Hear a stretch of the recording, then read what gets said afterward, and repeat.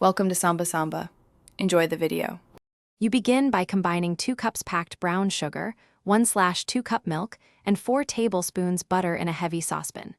Stir constantly so the sugar dissolves evenly and prevents scorching. Once the mixture comes to a gentle boil, stop stirring briefly to allow even heating, then return to stirring. Bring it to a full boil and maintain a steady simmer. You want consistent bubbling because uniform heat gives the smooth, caramelized flavor penuche needs. Before you cook the mixture to the softball stage, about 235 degrees 240 degrees F or roughly 5-7 minutes, because that temperature sets the right sugar structure. Once reached, remove the pan from heat and immediately stir in 1 teaspoon baking soda. It lifts and lightens the texture by creating tiny bubbles. Let the mixture cool just until it's warm, not hot, then beat vigorously until thick and glossy. Finally, fold in 1 teaspoon vanilla.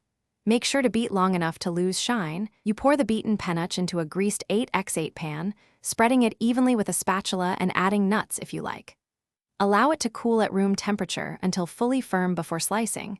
Refrigeration can speed this but may dull texture. To slice cleanly, score first and use a hot knife. If your fudge turns out grainy, reheat gently with a tablespoon or 2 of milk and beat vigorously to dissolve crystals, or start over and avoid stirring during the initial boil. Thanks for watching. Consider subscribing if we helped you.